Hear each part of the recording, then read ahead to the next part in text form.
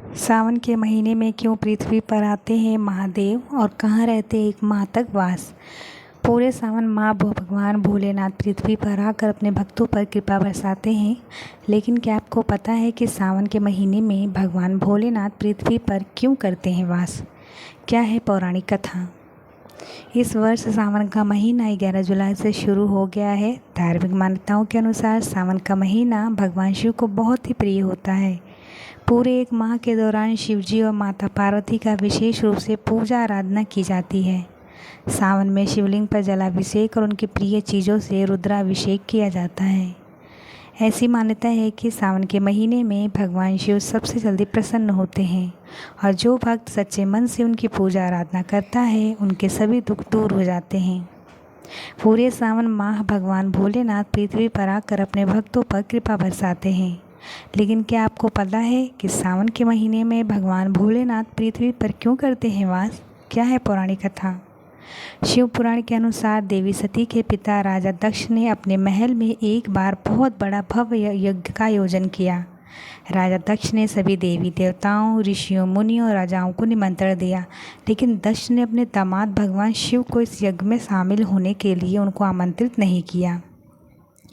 जब माता सती को अपने पिता के द्वारा किए गए विशाल यज्ञ के बारे में पता चला तो वो बहुत ही उत्साहित और खुश हुई। फिर भोलेनाथ से यज्ञ में शामिल होने के लिए जिद करने लगी। तब भगवान शिव ने यज्ञ में बिना निमंत्रण के जाने से इनकार कर दिया, लेकिन देवी सती भगवान की आज्ञा का पालन न करते हुए अपने पिता के घर यज्ञ में बिना शिवजी के चली गई।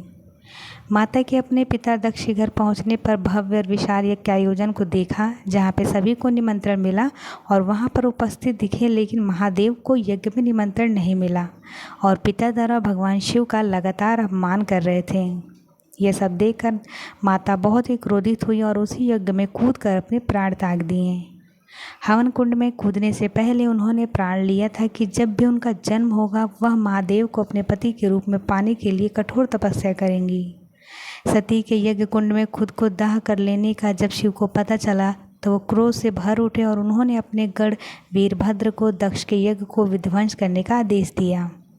शिव के आदेश पर वीरभद्र ने यज्ञ विध्वंस कर राजा दक्ष का सिर धड़ से अलग कर दिया और उसी यज्ञ के कुंड में डाल दिया। इससे समस्त देवताओं में हाहाकार मच गया। फिर सभी देवताओं ने शिव की स्तुति की एवं स्वयं ब्रह्मा जी ने शिव को दक्ष को क्षमादान करने का आग्रह किया, जिस पर शिव ने दक्ष को माफ़ तो कर दिया, पर उनके सामने ये संकट खड़ा हो गया कि दक्ष का सर तो यज्ञ कुंड में स्वाहा हो चुका है, तो उन्हें कैसे जीवित किया जाए। इस पर एक बकरी के सिर को काट कर उनके धड़ पे लगाया गया। इसके बाद दक्ष के आग्रह पर शिव ने यहीं पर एक शिवलिंग स्थापित किया और पूरे सावन मास यहीं पर रहने का दक्ष को वचन दिया। धार्मिक मान्यताओं के अनुसार जब देवी का दूसरा जन्म माता पार्वती के रूप में पृथ्वी पर हुआ तो उन्होंने शिव को पति के रूप में पाने के लिए कठोर तपस्या की। माता पार्वती की तपस्या से प्रसन्न होकर महादेव ने उन्हें अपने पत्नी के रूप में स्वीकार किया। सावन के महीने ही भगवान शिव ने माता पार्वती को पत्नी के रूप में स्वीकार किया था। इस कारण से हर वर्ष सावन के महीने में भोलेनाथ पृथ्वी पर आते हैं और अपनी ससुराल जो हरिद्वार के कनखल में है वहाँ पर दक्षेश्वर के रूप में विराजमान होते हैं।